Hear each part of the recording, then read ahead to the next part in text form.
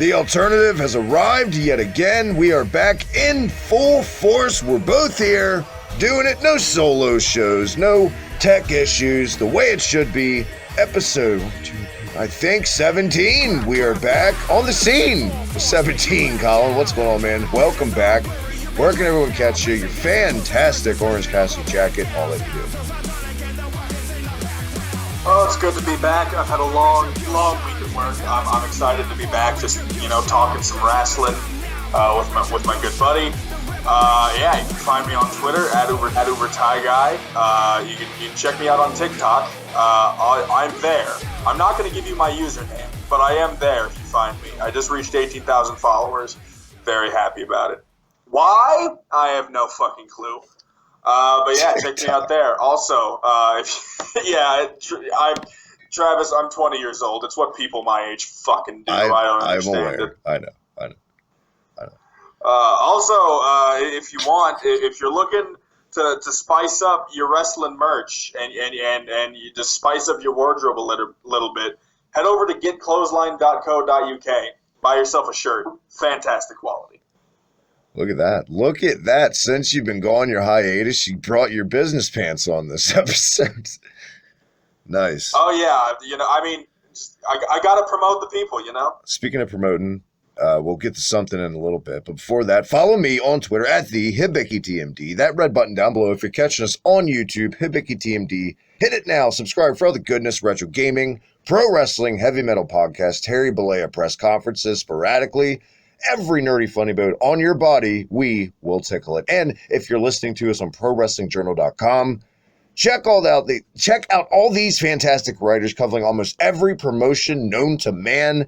If it happened in a ring, you can be rest assured they're your thing.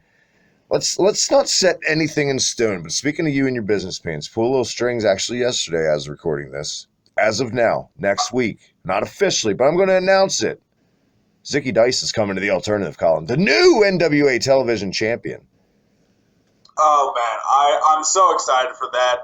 I couldn't be more happy that you were the one who recommended I get an NWA Power. And, yeah, I love the show. I'm never more than an episode or so behind. And, yeah, one of the guys on that show who caught my attention right away was Zicky Dice, outlandish Zicky Dice with his like $16,000 fanny pack.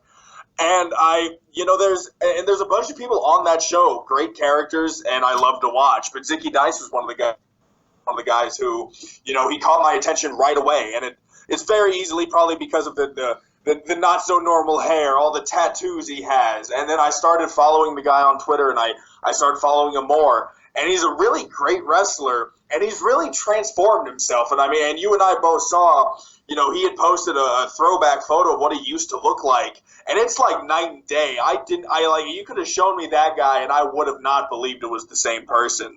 And so, yeah, I pulled some strings and next week, Zicky Dice, the new NWA TV champion. Now, going to be right here on The Alternative. Now, a week from now, we'll know if this episode's either aged like milk or fine wine. But either way, hopefully, fingers crossed, Zicky's coming. And yeah, he's also the singer of the band Heart to Heart. And even their music videos, that says what he used to look like. Unbelievable transformation. Tip of the hat. And congrats, man. He worked his ass off for that. Trained by Seth Rollins, by the way. Who knew? Yeah, trained at the Black and Brave Academy. One of the... I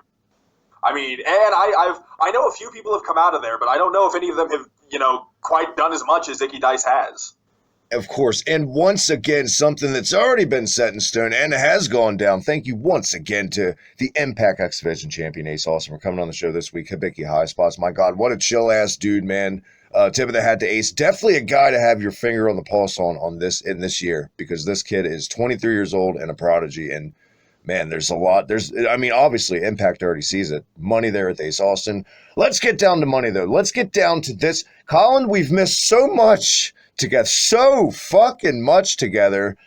It's nonsense to play catch-up. I kind of tried to do that in the prediction show with what, the episodes we missed. I will say, let's play a little catch-up. We're not going to, by any means, go down any format, but as a whole, I thought Revolution was the weakest AEW pay-per-view so far, but that's not to say it was a bad show at all.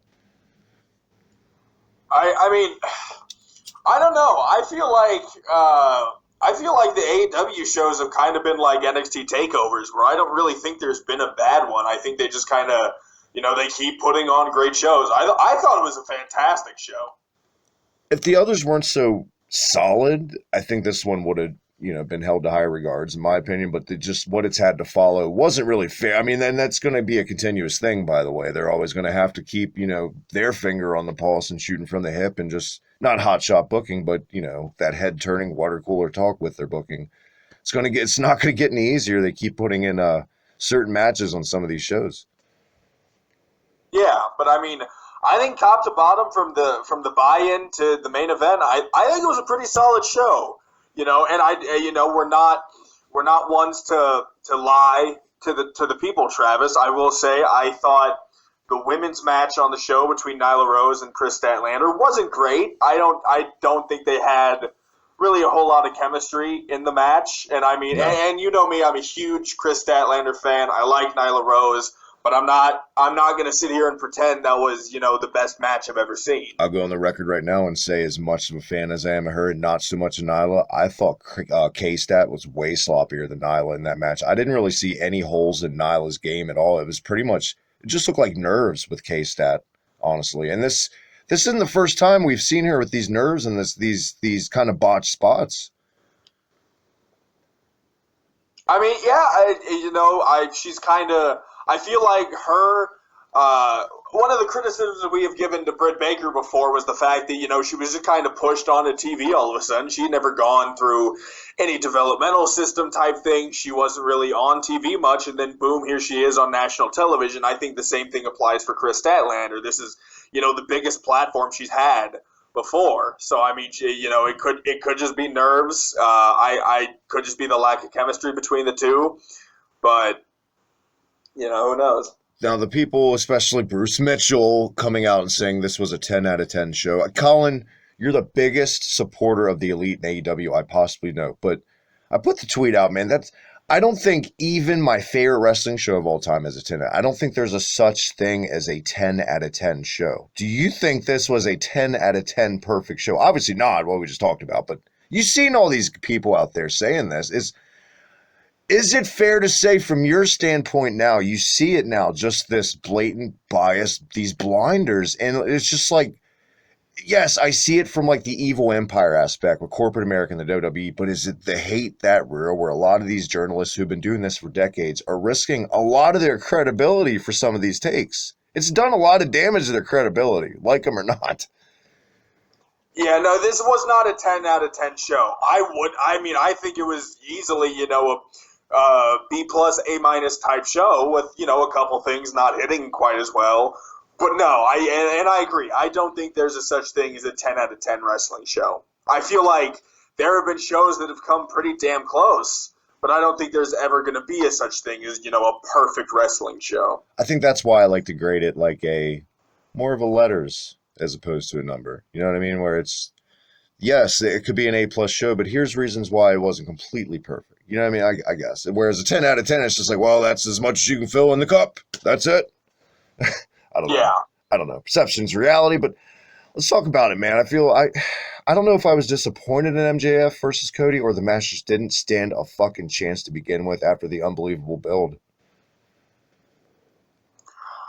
I mean, yeah, I feel like it definitely could have been better, but I also, don't feel like I have a whole lot of complaints with this. I feel like the ending might have been a little anticlimactic. I think they could have shot the whole final part of that match a bit better. I think they could have, or maybe like, to me, I didn't know what was happening. To me, I just saw MJF hit Cody, and then he won, and I wasn't quite sure what happened.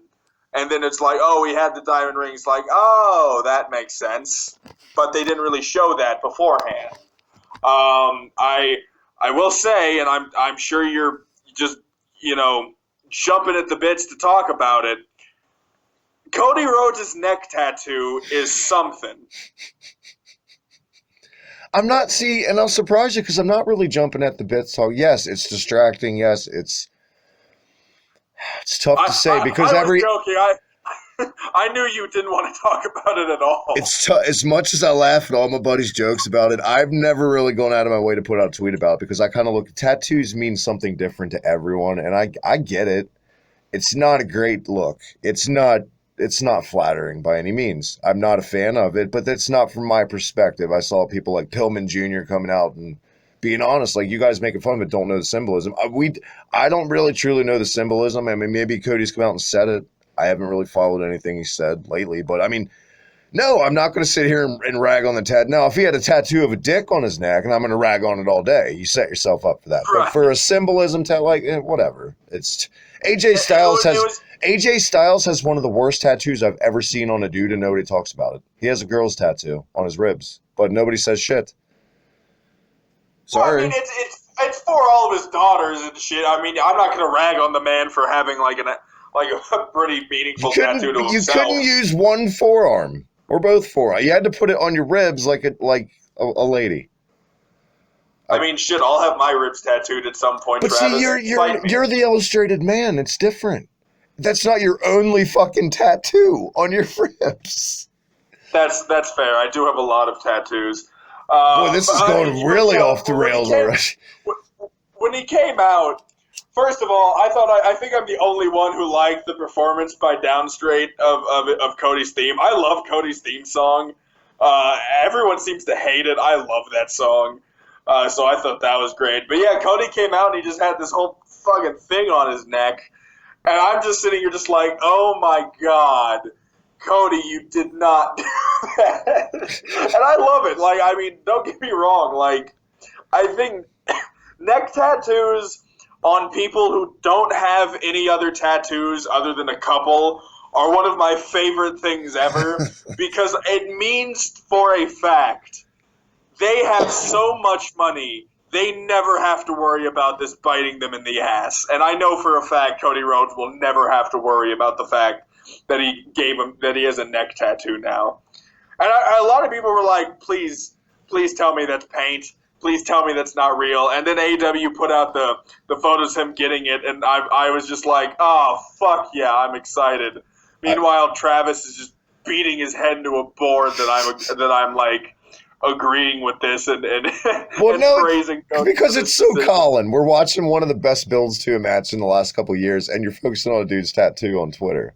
And I'm trying to I'm trying to get some real Colin takes. I'm just like, come on, who cares? I get it. But no, it was tattoo aside. I did like the match. I think it was pretty close to what I was expecting. I mean, it wasn't. One of the biggest things I appreciated is it didn't start out with a fucking like collar and elbow tie up. They just started beating the shit out of each other. Yeah. And that's what I liked about this. That stood out too. And that, I mean, if it would have started with collar and elbow tie up, I would have had the goddamn shit ready to throw. You know, I feel like you would have too. I feel like everyone would have been justified too to complain if it started that way. Considering what we've gone through. I mean, let's think about it. In reality, and these Dynamites leading up to Revolution, they totally hotshot booked that shit. They took a chance. I feel like it didn't really pay off for the spectacle of this match. Like, the entrance was cool and like the stare downs and the brawling, but it just didn't really. Not that the match was bad. I just expected so much of a blood feud war, and I would say, well, that just means we're going to get more. But apparently, we'll get to this later. Apparently, we're not with MJF, but we'll get there. I'm going to let you run with this more because this, quite frankly, this is where what I was bringing up earlier, this is just flat out pisses me off. Not the match doesn't piss. I actually enjoyed the match. People don't think I enjoyed the match because I don't like some of the takes. The tag team title match. This is why I hate fucking people, Colin, because people are taking a match I thoroughly actually really enjoyed. I thought it was one of the best matches this company's ever done, possibly the best this company's ever done, right? And they made me loathe and hate even bringing up this match. You know exactly what I'm saying, but go ahead, man. What'd you think of the tag team title? I'm not going to ruin it for you because I know you loved it. Go ahead. I did. I thought this was a fantastic tag team match. I love the team of Kenny Omega and Adam Page. So do I. I'm a big fan of the Young Bucks. I was really hoping that Omega and Page win in this match and retained, and they did, and I think that was the right decision. I don't think putting the belts on the Young Bucks quite yet is the right move. I think they'll definitely be put on the Young Bucks probably before the end of the summer. I wouldn't even say the end of the year. Like, it's going to happen sooner rather than later, I feel like. But I thought it was a great match. I know a lot of people tend to complain about the fact that how a lot of these matches are the same as the fact that, oh, they shouldn't have kicked out of that. Oh, shouldn't have kicked out of that. Shouldn't have kicked out of that. But at the same time, it's like, I feel, with a lot of, 2.9 kickouts and something like that, I feel like if you're at home and you're watching this, and if you're into the match, I feel like that kind of just adds a lot to the match for you. And I know a lot of people in the arena watching these matches live, and you hear it every time. The ref counts one, the ref counts two, and then at the last possible second they kick out, and the whole fucking audience is like, holy shit, I didn't expect that. And I mean, I will say, if you do it 20 times in a match, it might get a bit repetitive. And I think maybe they overdid it one or two times, but I don't think – I think a lot of these were okay in my book, at least. I enjoyed the surprises it came with. I enjoyed the ending. I certainly enjoyed the tease after the match with Adam Page looking like he was about to, hit the buckshot layered on Omega, but then he was like, nah, just come on, let's get out of here. But I liked the match. I just feel like, for me, with the false finishes, and yes, it leads to constant, exciting matches, some of the best in-ring we've ever seen, right? Blah, blah, blah. But there's repercussions. I don't think people realize this is also, they're not realizing, while they're watching this, it's making them jaded without realizing it. It's making them snide, and it's making them snarky, and it's turning them into elitists, because you keep, like I said, I don't want to be a broken record with the phrase, but raising the bar higher and higher and higher. Eventually, you become that spoiled bratty kid where the rich parents just kept buying them everything, and they turn into Veruca Salt from Willy Wonka. And I feel like that's where a lot of the IWC's at. And I blame this fucking style for the most part. And I blame, as much as I love ECW, I blame ECW planted the seeds for this shit. So I can't even, you're guilty too, ECW. But I mean, as much as Jim Cornette's approach is awful and the way he talks to people is awful, he really does know his fucking wrestling at the end of the day. And I feel like these kinds of matches are okay when they're sprinkled the fuck in. Now, if you got a card that's boom, like a lot of New Japan, boom, boom, boom, boom, boom, that's too fucking much. But especially with New Japan, you cannot breathe in between matches. There's never, hardly ever a vignette between anything or a promo. Ever. You know what I mean? Like, but I think, yes, this is great. And I feel like, and like talking about my issue with this match, my issue is people are saying, Dave Meltzer, all these dickheads, that this is the greatest match of all time. I don't think that's fair to say about any match, because everything evolves in wrestling. I cannot compare like a movie from, for the most part, a movie from like the 50s to like a Marvel movie now. Like, how the fuck, you know what I'm saying? Like, it's apples and oranges. It's hard to compare, Casablanca to Endgame. I can't compare different movies. I can't compare Dick Murdoch and Dusty Rhodes in the AWA in 1972 to this. How the fuck do you do that? You compare your grandfather to fucking Michael Jordan? Like, yeah, I do think this was one of the best matches I've ever seen. I really enjoyed it. But like I said, and I mean, I'm sure, there have been plenty of times on Twitter where I've been like, yo, greatest match ever. And I'm sure there'll be plenty of times in the future where I'm like, yeah, this was the greatest match I've ever seen, blah, blah, blah. But at the end of the day, it's kind of one of those,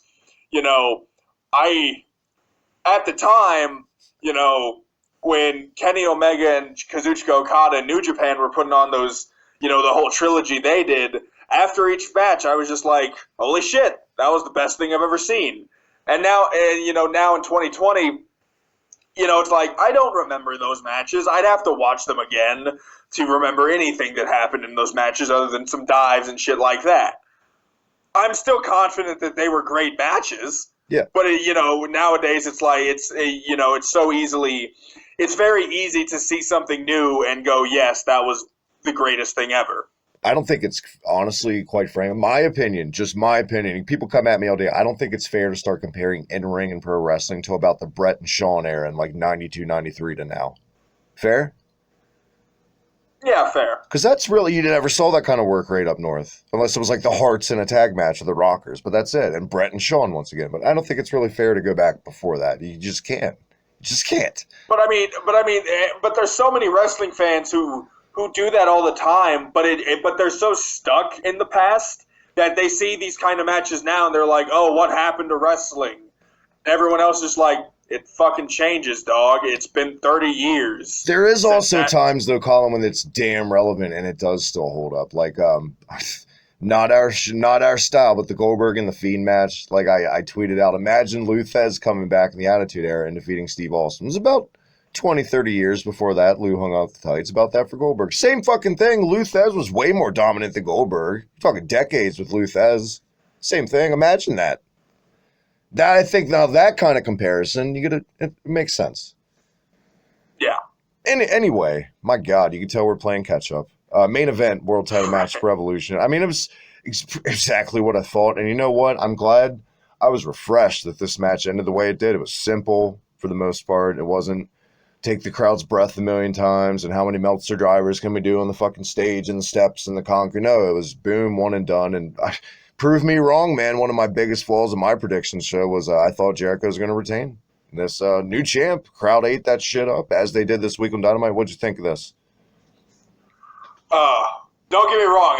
I'm going to have to go back in the show because there's a couple more things in the show I need to talk about too. But yeah, with the main event, yeah, no, I enjoyed it. You know, and WWE has. Let me rephrase that. People have given AEW shit and have criticized them on Twitter all the time now because, you know, Jon Moxley was Dean Ambrose, you know, Chris Jericho is, Chris Jericho.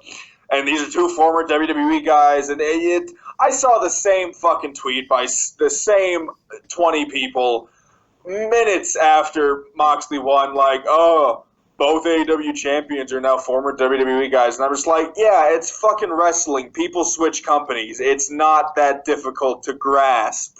It doesn't matter that, oh, they used to work here.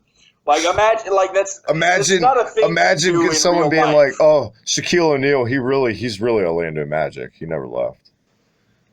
Right, yeah, and it's like, you know, oh, can you believe Colin switched from Target to Walmart? How fucking dare he? He's still a Target person. Like, that makes no fucking sense. Yeah. In any other aspect of life, it's the same thing here.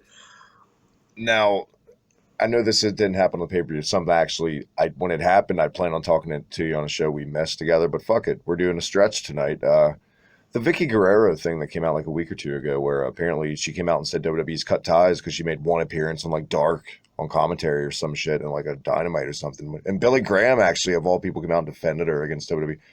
You think that's shitty to do, or you see it kind of from WWE's standpoint? Shouldn't I mean? Maybe I get both sides because they took care of her after her husband died, so I could kind of see them taking offense to her doing that. It's not like she worked her way through the developmental system. She was a worker. So from their standpoint, I can kind of see it as how dare she have the gall. I can understand that from their side in a way, but at the same time, it's like if I shopped at Walmart, and I mean, I hate to use this same fucking analogy in two different scenarios, but like if I shopped at Walmart for very many years and I very much enjoyed what I got from them and everything like that, and then one day I shopped from Target, and all of a sudden I'm banned from Walmart. It's stupid. You weren't employed by Walmart though. Walmart wasn't helping you feed your family. You're just talking about being a consumer. I totally see what you're saying. I mean, if you just switch it to employed, even in that aspect, sure. I worked at Walmart for very many years. I quite enjoyed it. Had the employee discounts, made a bunch of friends with my coworkers, and all that day long. See, I happened to go to Target for one day. Just to say hi to a few people I might know, and all of a sudden I'm banned from this Walmart, and now Walmart hates me. You know, it doesn't make sense to me to do that. Sorry, man. All I'm doing is giving you that Hibiki parachute so people don't come at you in the comments like dicks. Be like, well, you didn't say it right, so I got your back. Right. No, but I'm with you. I see we're in agreement. We see both sides of it. It's whatever, honestly. I mean, Yeah, is it poor Vicky? I'm sure they took care of her. Like, right. But whatever. back to this world title match, I really enjoyed it. I think first of all, I love Chris Jericho's entrance. I'll just get that out of the way. That was a fantastic time. I really liked that a lot. I think I like the fact that like the fans like just fucking belt Judas every time he walks out, even if it's on Dynamite or wherever he is. I think that's great. I feel like he And should start cutting him off, though, like for a true heel to segue into his promo. I thought he was going to do it this week on Dynamite, but we'll get there. yeah. What did you think of the match? Because, like I said, I thought it was great. I thought it wasn't too long. It was about 20 minutes or so. Not too bad. And I think, yeah, I figured Moxley was winning. He's who I predicted. I think I only got one prediction wrong on the whole show. So I mean, yeah. But what did you think of the match? I feel like thank God for this crowd because I feel like essentially this is the match they had at Battleground a couple years ago. Just a little bit of violence turned up, but see that crowd was completely dead, and that's why everybody hated that match. And this is what we talk about. We've talked about for years on any show, Colin, where a dead crowd can just kill anything, or a live crowd can fix anything. And I feel like it really enhanced. And I feel like that speaks to being a true pro as a wrestler. Less is more. The less work you got to do to make these people get it up palm of your hands. That's the Rock and Hogan type shit right there. So tip of the hat. I feel like it went off without a hitch. People got what they wanted, and we'll see. I really feel like, and we're not getting there right now, but we're gonna get. I really feel like MJF has got to be the route to go. He's the most hated guy in that company. He's more hated than Jericho, hands down. Yeah, and I mean on this past episode of Dynamite, he was mentioning the title and was mentioning the whole climbing the ranks thing. So I think that's going to be a match we see pretty soon. There's so much happening, just like character progression and booking wise simultaneously. It reminds me of when Russo and Ferreira had the book in the late '90s in WCW and WWF, where they made sure from every guy from the top of the card to the bottom of the card had something to do on the show. Like Crash Holly was even in segments every week, and D'Lo Brown. They always had shit for those guys to do, and who all the people pulling the strings of this, tip of the hat, because I'm gonna say it right out of the gate, and that was Revolution, by the way. Unless anything else you want to tidbits you said. I mean, I want to talk about two different things. Number one, I'm a huge fan now of this whole fucking storyline going on with the Dark Order and SCU. Like, I mean, at the beginning of this series, I wasn't a fan of the Dark Order, and I'll be damned, you throw in who's it gonna be type story, and my short attention span is like, fuck it, I'm sold. Travis, I want to get your thought. Who do you think the Exalted One is going to be? I will say this. Do you start noticing now at the very beginning of like their entrance where like it's like that little sign and they keep pulling off little white tabs and every week it's less and less. And this week there's like 2 left. I feel like in 2 weeks that's a sign like in 2 weeks the Exalted One's going to debut. I feel like every week. I remember there being 3 left after he teared them off. But I do think that's a good sign. I didn't notice that. I think that you might be onto something with that one. Other than that, I mean, at this point, I don't think it's going to be everyone. I don't think it's going to be anyone that's obvious, like either Harper or Hardy. I feel like are the 2 prime candidates, right? Those are the 2 everyone's pegging it to be. I feel like it's going to be Harper with Roberts now. I'm on the side. Yeah, I'm on the side that I think it's going to be Luke Harper. It's so tough to say because of just now what we saw in the free the delete video this week. Real quick, I mean, we got to talk about it. Yeah, I mean, Matt Hardy, a free agent, and then the Bucks of Youth showing up on the free the delete episode. I mean, it's very obvious Matt Hardy will be in AEW in no time. By next week, he's going to buy quarter stock in Ring of Honor and have the book with Marty Scurll and swerve everybody, just like Marty. What a fucking... He's going to show up on NWA Power. Oh, my God. I think the entire place would fucking lose their minds if Matt Hardy showed up. At this point, I'll take either or. Either that or AEW is fine by me. I mean, shit. I kind of feel like there was so much more they could have done. I mean, it goes without saying. In WWE, in a way, I don't want him to go, but I just knowing that it's never going to happen. He's always going to have the Jenko pants and be Hardy Boys tag team Matt Hardy in their eyes. It's just... If he really does it for his passion and doesn't give a fuck about the money, then go. I mean, more power to him. Who am I to tell him what to do? If you're happy, you're happy. I mean, you can literally see it. Say what you want. If you still think he's goofy Dean Ambrose, kind of segue it back to Revolution in the main event. You could see it by the end of this. I can never really remember except the first time he won the WWE title on like Backlash or SmackDown, whatever the fuck it was years ago. He looked like he was going to cry. And even the promo in Dynamite this week at the beginning of the show, general emotion from Moxley. Yeah, I mean, you can tell he's loving every second of what he's doing now. And this makes it easier to tell that he wasn't having fun at all the last, like, several years of his career in WWE. Yeah. One other thing I want to mention, though, and I feel like I feel like I'm contractually obligated to mention this, but Jesus Christ, was anyone expecting what Pac and Orange Cassidy was? I fucking love that match. I was because I've seen what Orange Cassidy can do in the Indies. I'm gonna be honest. As much as I'm a huge fan of him now. I knew who he was before AEW, but I don't think I had really seen a whole lot of his matches other than like clips here and there. But Pac and Orange Cassidy went 13 minutes, which I feel like is 11 minutes longer than what most people thought they were gonna go. And I think they put on one of the most fun matches I've ever watched, honestly. And this isn't in the same category of the tag team match. But just genuinely, I had a lot of fun watching Pac and Orange Cassidy do what they do. Dare I say maybe the match of the night as far as just crowd reaction up there at the tag match. I think a lot of people would probably put that as one of the number two behind the tag team match. And I mean, I wouldn't blame them. It was such a genuinely fun and refreshing match to see. It was cool to see Orange Cassidy, put in this effort. He was doing the whole wrist lock and arm drags and moves and everything like that. And it's so crazy how someone who just wears some sunglasses and just puts his hand in his pockets is probably the most over thing in wrestling right now. Can you think of anything else that is as over as Orange Cassidy? And you couldn't have had two more completely different matches either. Exactly.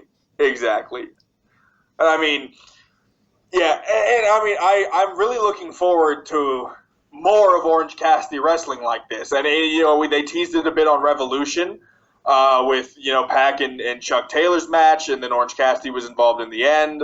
And we'll get to kind of what happened with that, because at the end of the match, it kind of looked like Orange Cassidy had a chance, and I think the entire crowd would have lost their minds if Orange Cassidy defeated Pac. But then all of a sudden, out come the Lucha Brothers, and they beat down Trent and Chucky T.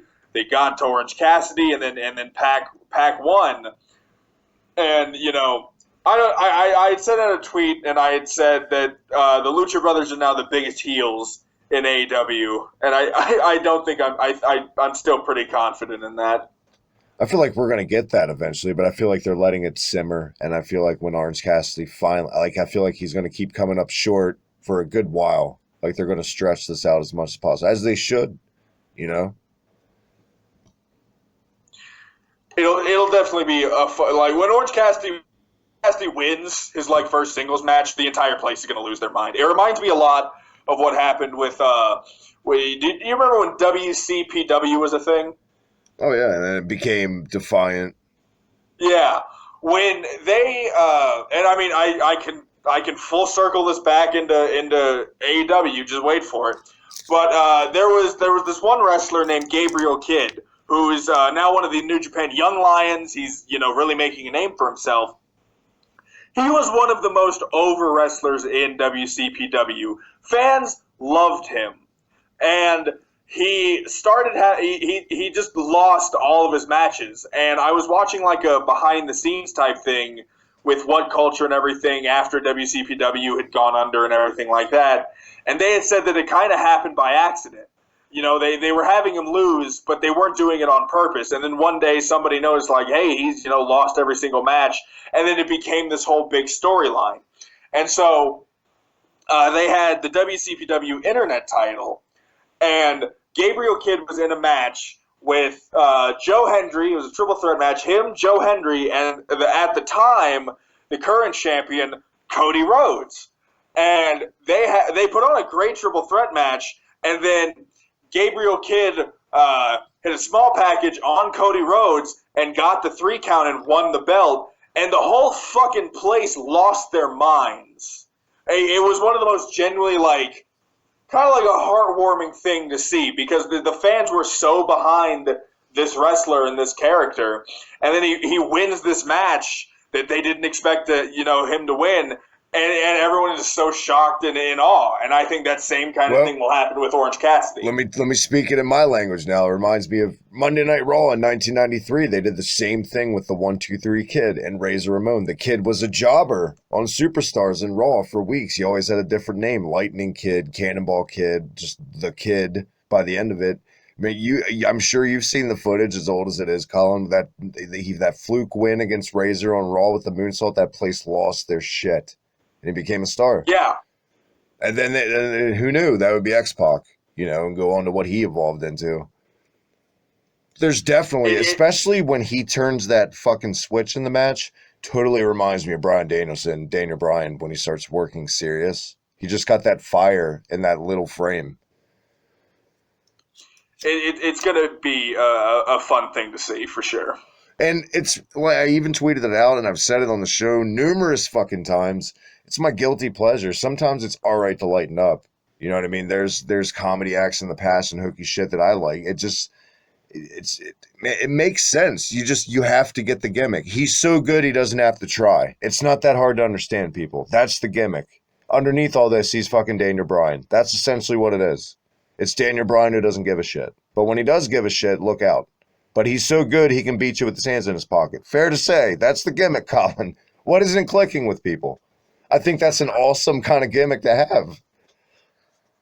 He's getting paid to do the absolute least amount of work, and if you can't respect that about a person, then I don't know why the fuck. Oh, stop quoting Sean Ross Sapp and be your own person, Colin. I'm just kidding. I genuinely didn't know that's what he said. I'm sorry. I took a shot in the dark.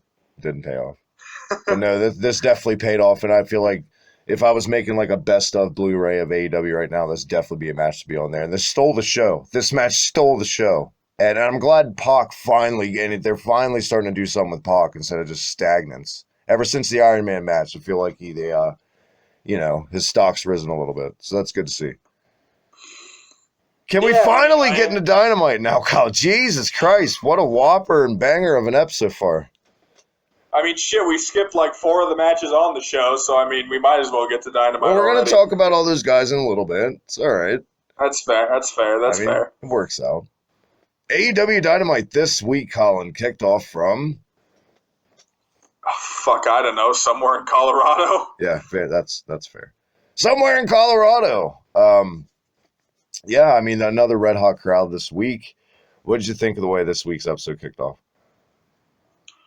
I mean, you had the newly crowned babyface champion come out. He was taking his time getting to the ring. He was just going through all of the bleachers, all of the aisles, just looking at people, taking it all in. Because I think a lot of that was probably a genuine reaction too, because this is the first time in a while that Jon Moxley has been as over as he is and has been a world champion. So I mean, I'm sure he wanted to breathe it all in too. And he was very quick to say, obviously my thing with Jericho isn't done, and I'm ready to finish it. And then you had the Inner Circle come out, and I like the promo. I thought this was one of the better promos AEW's done in a long time. I thought this was low-key the best promo Jon Moxley's ever cut in his career, and I cannot believe more people aren't talking about this promo this week. This goes back to what I was saying about him earlier, and kind of piggyback into that now once again, where it's just you could feel the emotion. And when he said this belt is pro wrestling, he meant that shit. You could feel it. You could tell that he just, I don't know, as hokey and corny as that is to sound, you could literally tell he was genuine in this.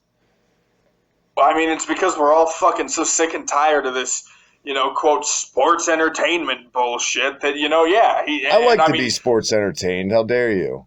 Not all of us. You're the worst person.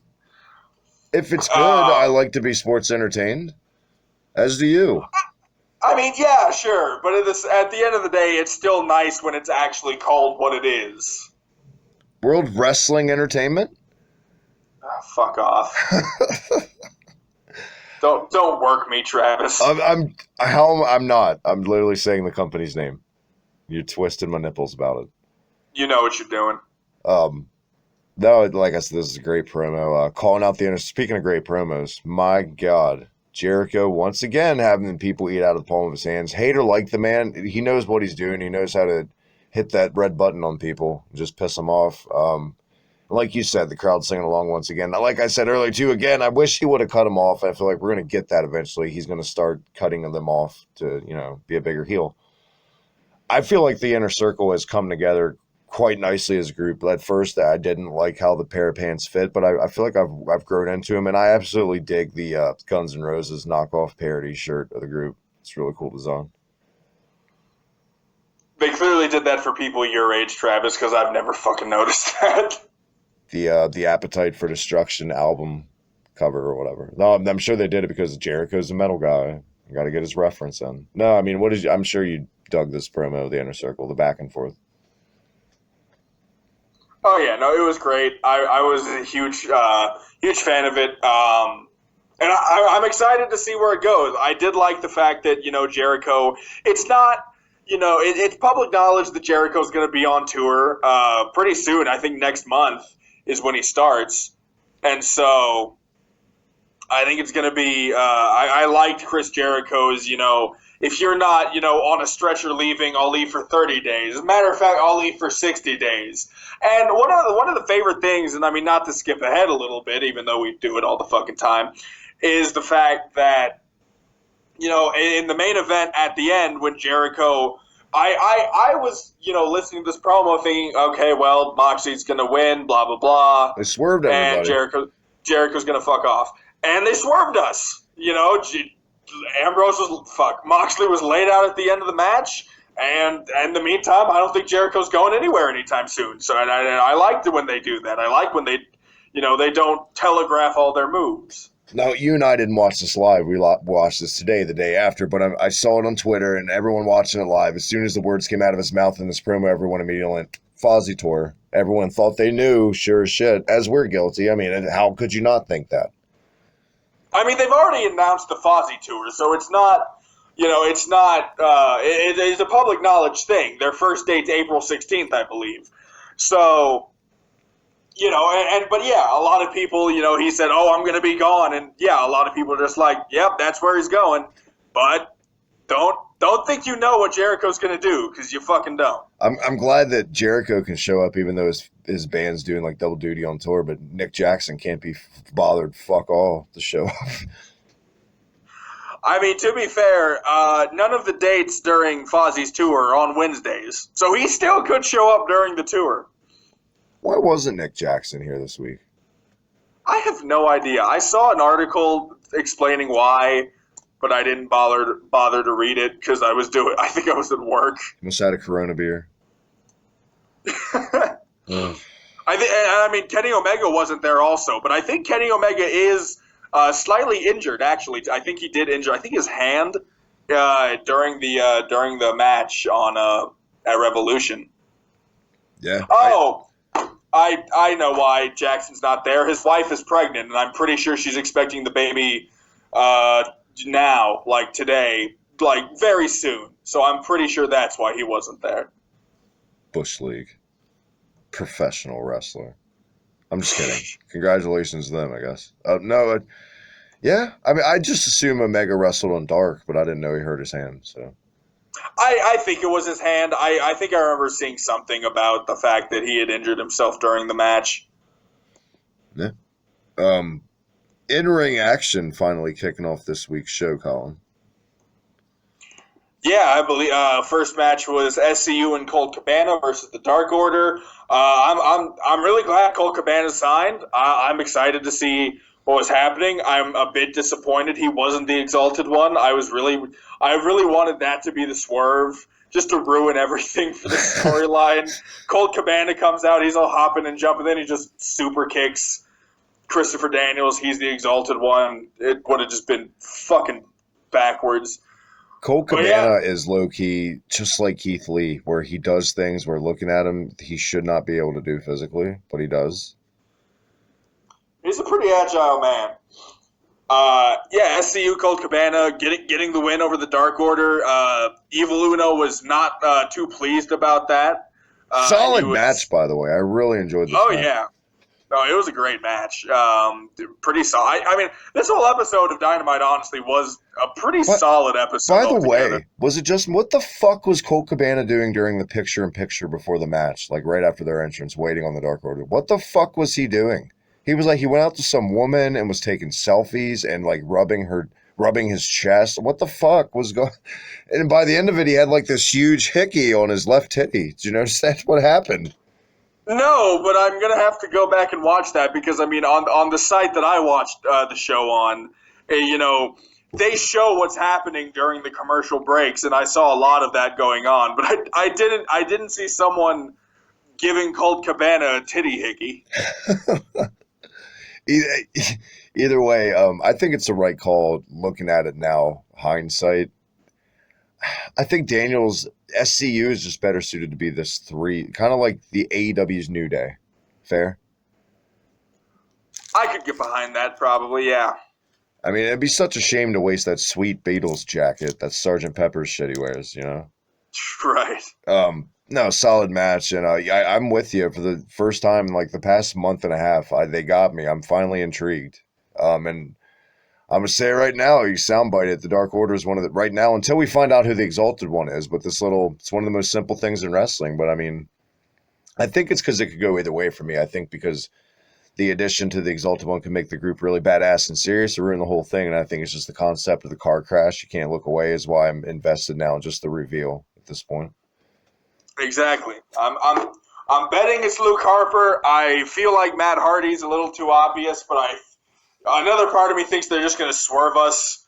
It'll just be who the fuck? It'll be fucking Peter Avalon because fuck it, why not? It'll be Teddy Hart.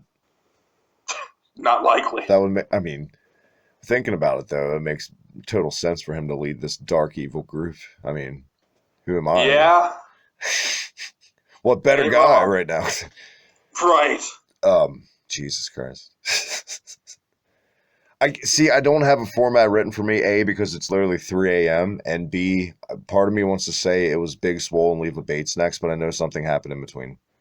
I don't think anything happened in between. It was Leva Bates and Big Swole. The future is shining bright from Cedric Alexander's lady because Big Swole was money. She's the absolute future. I think that's the exact reason we got this little showcase match. I think they're going to go the Big Swole route by the time their next pay-per-view rolls around. Oh yeah, she's super over. All the all the fans chanting Swole with her music all the time. It's not a New Japan show, Call. What was that? Nothing. I'll kill you. Fans chanting along. Easy win against Leva Bates. I've got to be honest, I'm really disappointed in what the fuck AEW has done with Leva Bates. I liked her a lot, and now it's just she's just a fucking jobber there, and it's pretty disappointing. Especially because I've always worried. One of the things they're doing now, mention it here real quick, is they put out a thing saying they're looking for Sean Spears' tag team partner. And it's one of those things where they're having really anyone at all just submit videos to their Twitter, their email, saying why they should be. By the way, I hope he picks Superhuman. You and me both. Or Dan. I think I'm going to submit a video. This is how I get on the show. I'm excited. Just pick Danhausen. I heard rumors that Cody wants Warhorse and Danhausen anyway. Oh, I'd love that. But yeah, this is happening, and it's going to be one of those things I feel like where it just goes fucking nowhere because I mean that's what they did with the whole librarian gimmick. They had people send in the videos, and then they picked Avalon and Leva Bates. She still has it as her pinned tweet. Her submission. It's still her pinned tweet. You're lying to me. Go look right now while we're doing the show. I'll even cover for you. I swear to God, it's still her pinned tweet. I'm looking at it at Wrestling Leva. Oh my God, it is. No, I'm kind of with you, but the more I see her work, especially like longer matches, I'm kind of thankful she wasn't in a prominent spot in the women's division. As much as I'd love me some Leva Bates, all due respect, she just can't hang with certain talent in my opinion. Like, there's no way she could hang in there with like an Io Shirai. No way. Sorry. I mean, I'm not a I mean, wrestler, but I have I couldn't eyes. tell you. I haven't been able to see her wrestle a real match. All they've given her just Yeah, fucking squash that's matches. true. With gimmicky comedy spots, like, oh, here's a book, smack.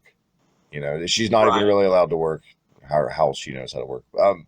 Was it just me? I literally thought Big Swole busted her nose open for a second and she was covered in blood, leave his mouth, but she wasn't. It's just what I thought I saw, but damn, she was stiff as shit in this match. That's why I liked it. I love a good stiff match, honestly. Not the straightest thing I've ever Easy. said, but fuck it. Easy. It's not an Effie match we're reviewing.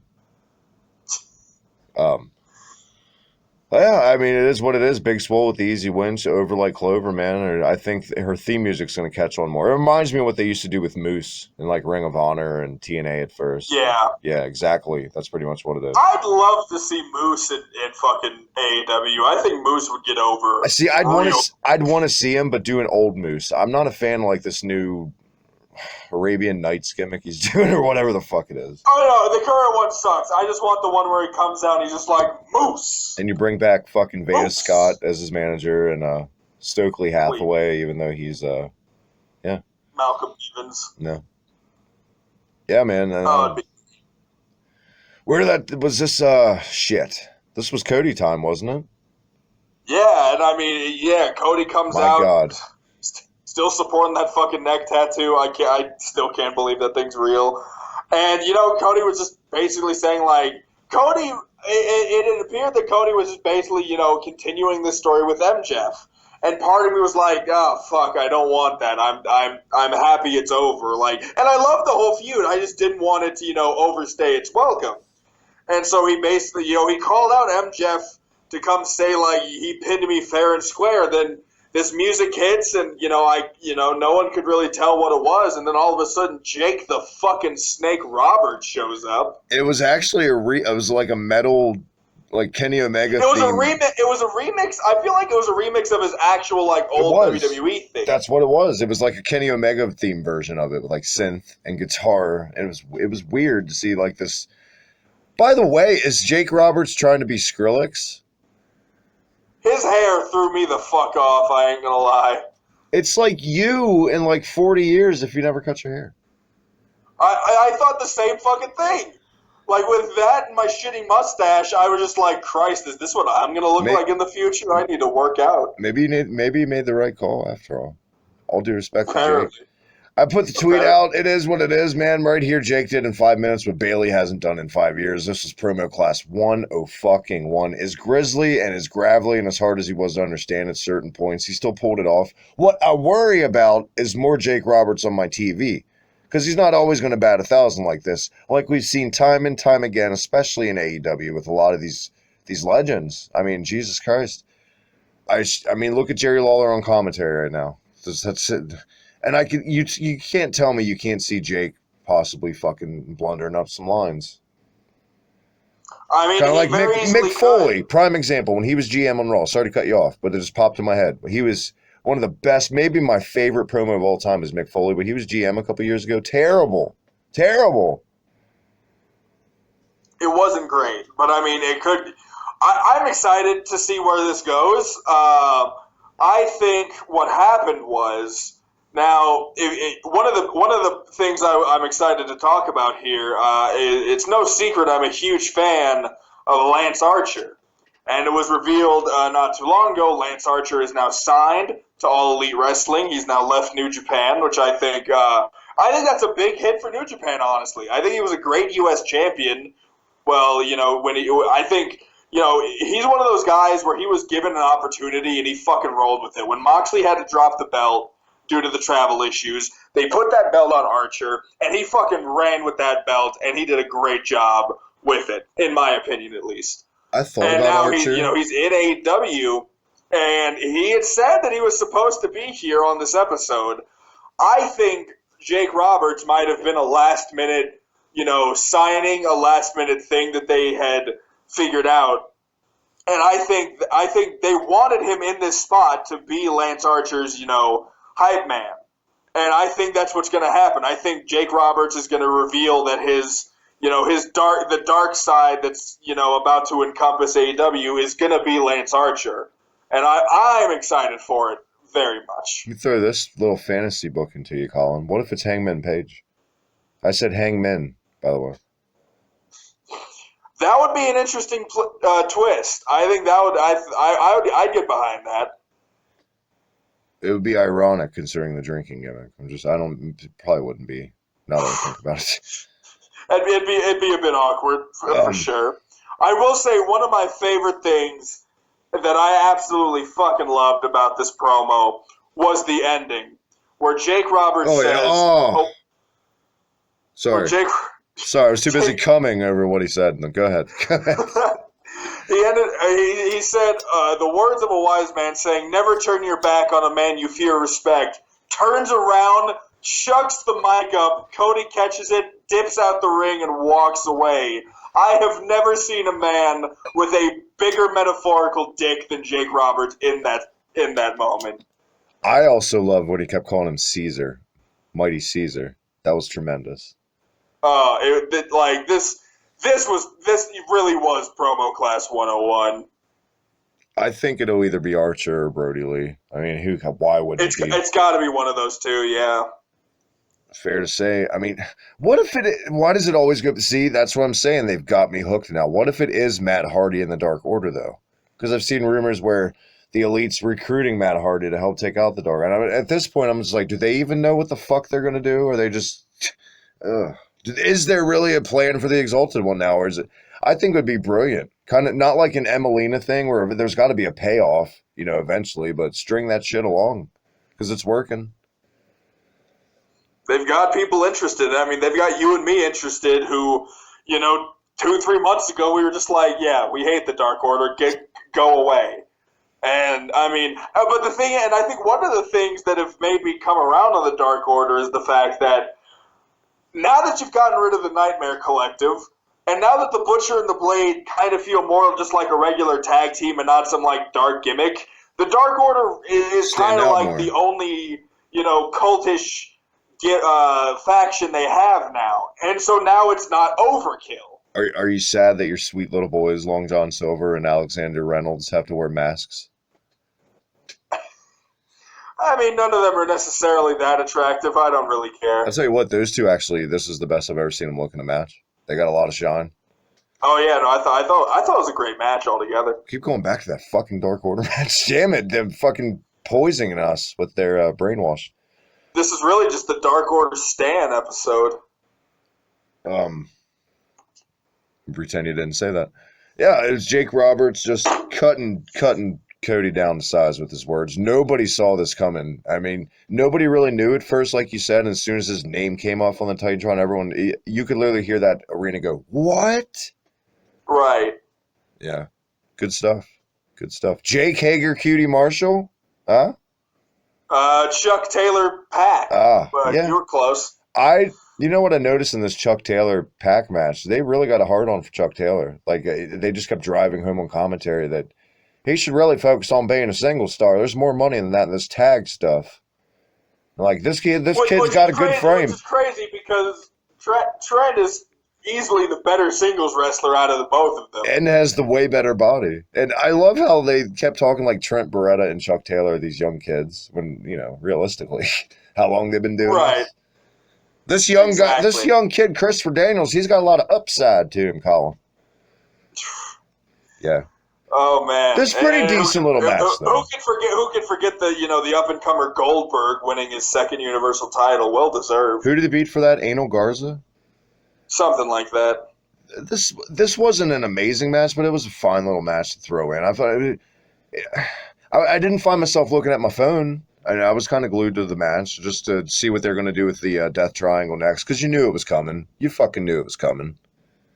I will say the Death Triangle might be one of the most, first name, last name, birth month, name generator things I've ever seen in my life. I did worry for Ray Phoenix's literal life when they went to do their move on Orange Cassidy, him and Pentagon, and he did the Aloha Arn on the turnbuckle like he was stumbling and going to fall backwards and kill himself. Yeah, I feel was like a that bit took bad. like 10 minutes. Like he was up there forever trying to get his balance. I know Orange Cassidy was just in the cradle position, like hands in pockets, probably just sitting there just like, this is taking a while. All that dick in his face for like 10 minutes, just waiting. Ugh. Trials and tribulations of being a pro wrestler, Colin. Yep. No, I mean, Yeah, once again, I mean, the best friends are working now. They're working a hell of a lot. And I think that's one thing, and I'm not in love with the gimmick, and I hate the name still. I think it's just lazy, but it's one of the beautiful things in wrestling where you can see something kind of snowball. Like at first when AEW launched last, what year or whatever, people are like, oh, yay. But now it's like it's one of the biggest reactions, and just as the group. Now, people are already questioning, are they piggybacking off of Orange Cassidy? And right now, I mean, I feel like without Orange Cassidy out, like if they went out there for a match and Orange Cassidy just didn't come out with them, I feel like there'd be some boos. Like people would want Cassidy out there. They'd be like, boo, where is he? Blah, blah, blah. Like that kind of shit. They aren't over I enough. I definitely think Orange Cassidy has given, sort of like a little bit of new light to that team for sure. But yeah, it's clicking. It's definitely clicking. And I feel like I don't think PNP are going to take the belts next. I really feel like I got a hunch. Once again, the Dark Order are going to win the tag titles. They're already the number one contenders. And how the fuck did that happen, by the way? But I guess they snuck in, Colin. I wouldn't be mad at it, to be honest with you. And I mean, I feel like, the Dark Order can win these belts, and then they can, the Young Bucks can win the belts off of them in sort of this, big triumph over the Dark Order, the evil that is the Dark Order. So it's a story that writes itself. If they keep building it up on commentary, how they're the number one contenders, and they finally earned the tag title match against Hangman Page and Omega, that's when you reveal the Exalted One. And then two birds, one stone, you win the tag titles match and reveal them in the same segment. I think it would be a hell of a lot memorable. That's how I do. Oh, for sure. Oh, yeah. What did you think of this match, the outcome, and, I mean, Death Triangle? Yeah, it was nothing spectacular. I feel, it was... This is what I feel like if WWE had to put together Adrian Neville versus Orange Cassidy, that's what this match would have been. I feel like, yeah. With how Chuck Taylor kind of is and everything like that. I can even see I like Chuck Taylor though. As much as people praise Hunter, I can totally see him like if Orange Cassidy worked there, like backstage, like I can see him pulling Orange Cassidy aside and be like, look, I get it, but I don't get it. Now listen, this is why we think you should do it. Right. Exactly. I mean, that's one of the many reasons Darby Allin left Evolve. He knew where that shit was going, and he didn't want to deal with that. It's the reason Ricochet's career isn't red hot right now. Fucking, I mean, don't get me wrong. At least the champion won, I suppose. But I can't believe 24/7 champion Riddick Moss fucking beats Ricochet on Raw. Oh, we're making new stars, Ricochet. pal. I mean, he is. Riddick Moss is a newer star than Ricochet, so technically, I mean, yeah, you're not wrong. But what do you guys want? Yeah. No, like I said, the match was fine, and it is what it is. The attack afterwards is exactly what you would think pretty much would go down. Yeah, exactly. I think, they came out, beat the shit out of them some more. I think we'll obviously get ourselves a 6-man tag team match probably as soon as next week, honestly. Yeah. And where they go from there, you never know. And what they do with the Dark Triangle, whatever the fuck they were called, what they do with them, I don't know. The Bermuda Triangle. It'll be an interesting scenario, but realistically, I'm not sure where Pac and the Lucha Brothers go together. I think they need to fucking introduce trios titles in AEW. I think there's a lot of 3-man combinations in this company, and I think trios titles would be fucking sweet. Television title wouldn't hurt either. They definitely need a secondary title, singles title for sure. Have a Dynamite exclusive title where it can only be and call it the explosive title or some shit. I don't know. That's awful. Don't do that. Was this Cutie and Jake now? Yes, it was. I mean, you know what? Shout out to Cutie Marshall doing his Tajiri spots and getting the shit in some stiff shots from him. Brandy and Dustin Rhodes on the outs. By the way, when the fuck did Dustin Rhodes' theme song become my favorite in AEW, Colin? It's a banger, honestly. It Now, really is. why Cutie Marshall's coming out to this epic music, I'll have no clue. Way to be your own man, Cutie.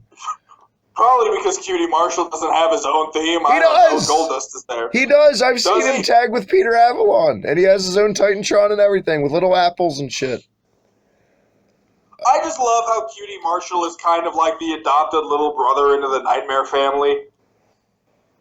And in reality, a casual or just someone like is just checking out this and doesn't know like being the elite or Cutie's backstage, role as a producer. Like, who is this fucking guy? Is this their uncle or who is this dude? I watch the show every week, and even I ask myself that question sometimes. Why is he in a tracksuit? Yeah.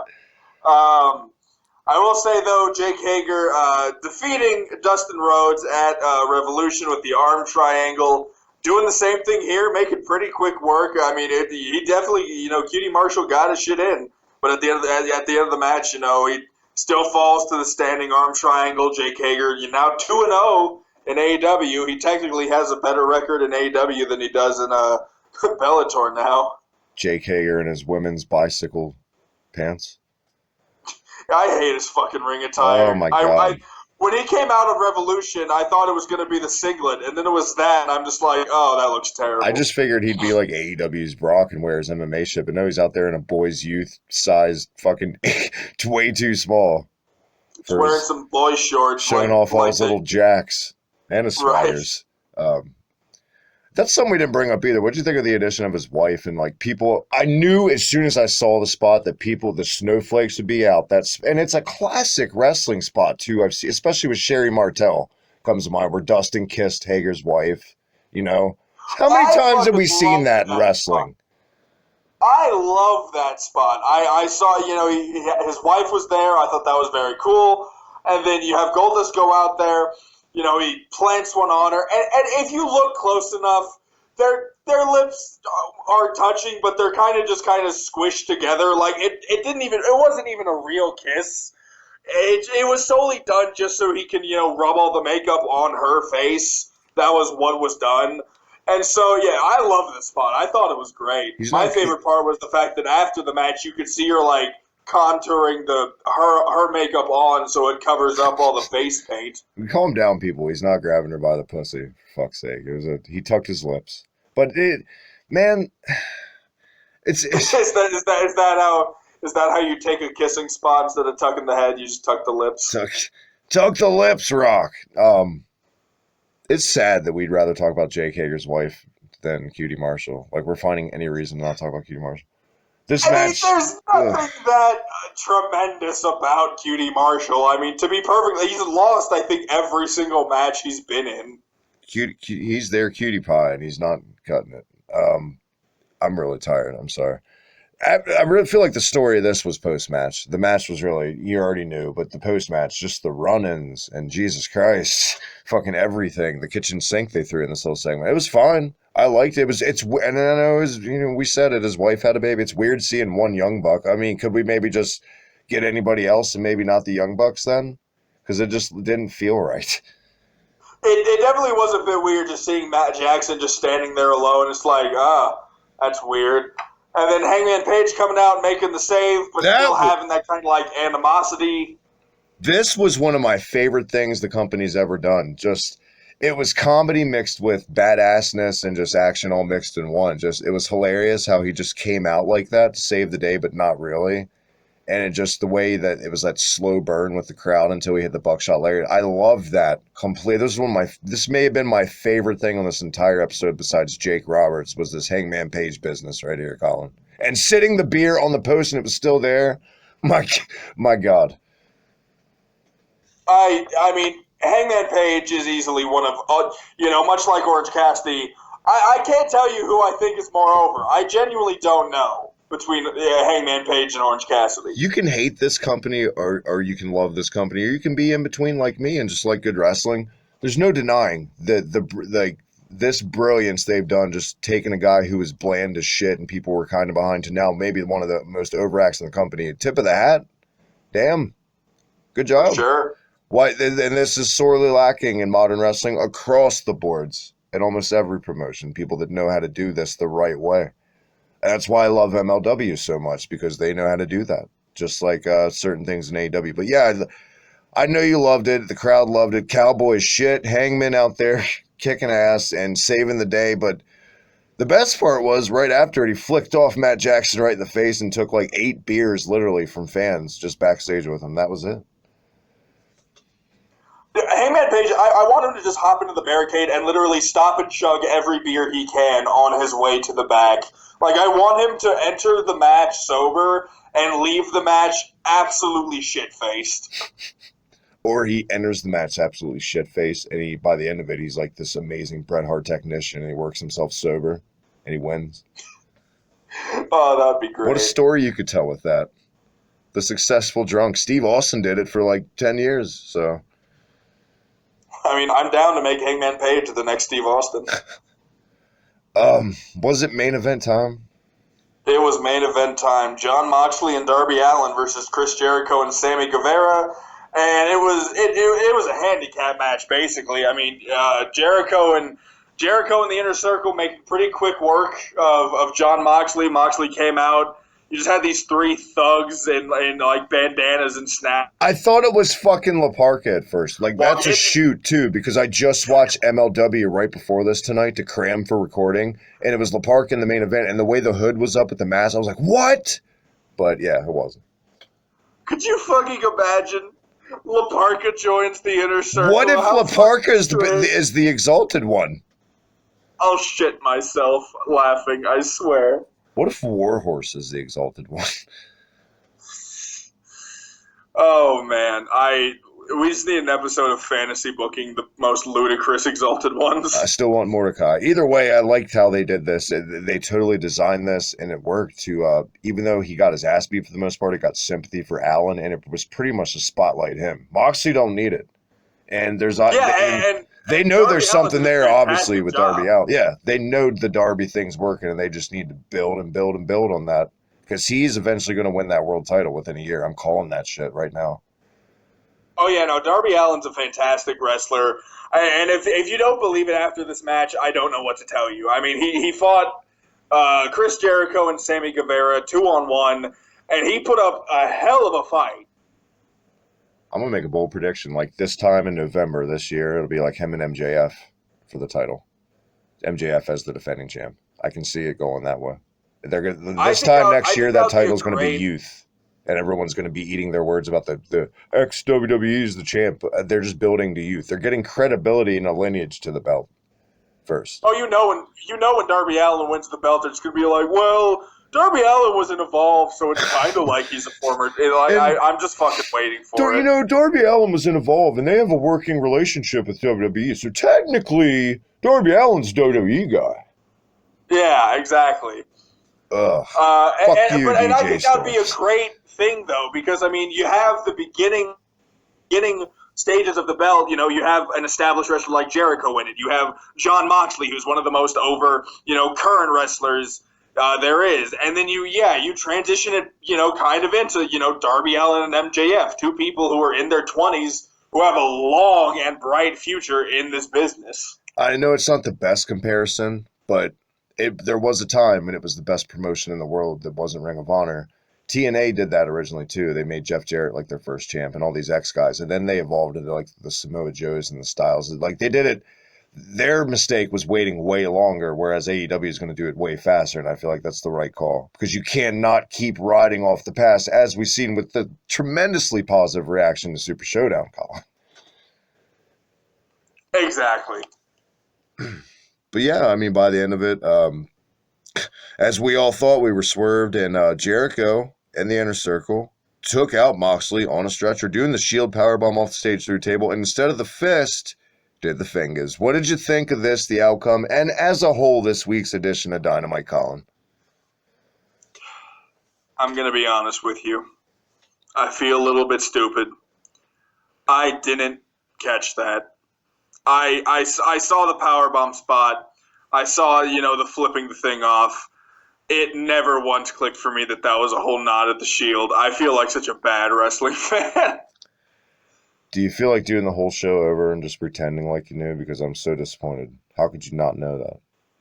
Yeah, let's just restart. The alternative. Well, all right, now we're fine. Let's restart our longest episode ever. It's been a while. I thought the match was great. I thought, Moxley storming back in for one last brawl was great. And I liked it. They swerved us. Jericho isn't going anywhere right now. And I thought that part was great. Powerbomb through the table. I don't think we'll see Moxley next week, which I think will be fine. I think that's okay. I thought altogether this was one of the most pretty solid episodes of Dynamite I've seen. That just hit me too, and I feel stupid, so we're even. You love how everyone bitches about Brock not always being on TV, but nobody bitched that Omega, who's a champ, wasn't there. Huh? I'm trying. I'm reaching. I mean, Omega's a tag team champion and is a current wrestler. Lesnar was Omega is definitely a face of the company. Don't give me that he's a tag wrestler. There's certain fans, buy tickets just to see Omega in the Bucks, and they got Matt Jackson. They got one of them. That's great. They got half of the Young Bucks and half of the tag team champions. Together that makes a whole, so it's fine. See, now I feel bad. Could you imagine being that parent who worked hard for that ticket and your kid's the biggest fan of the Elite and this is the Dynamite and they were so excited. Imagine Matt imagine Matt was the member they didn't like I don't like Matt, but I love the Elite. Poor kid. He's in therapy tomorrow morning. He's got to get up early. He has to call out of school. He's like, Mom, I can't go. I still feel like, thinking about it in retrospect, the episode 2 weeks ago with the cage match is the best episode of Dynamite ever still. But this is up there. This was a really good episode. If you've never seen AEW and want to get into it, this is one of the episodes I would highly recommend. You could do way worse. Check it out. That's pretty much it. That's all I got. We got every drop this week, Colin. We fucking squeezed this rag. I can't think of a grosser way to end the show. One more time before we get out of here. Get yourself a new towel and dry yourself off. Where can everyone find you? Find me on Twitter at UberTieGuy, always talking about wrestling. I try to live tweet when I can. I'll be live tweeting this Sunday for Elimination Chamber. Head over to getclothesline.co.uk. Get yourself a shirt. They're great quality. Fantastic people there. That's about it. Thank you, my man, for doing the staying up late, doing the stretch. I'll see you right here next week when Zicky Dice is hopefully in the house. Until then, one more time on Twitter at the Hibiki TMD, ProWrestlingJournal.com. Tremendous writing team, all that good stuff on YouTube. If you're watching this here, Hibiki TMD, that red button, hit subscribe for all the retro nerdy goodness and pro wrestling and heavy metal podcasts. Until next time, this is The Alternative. See you then.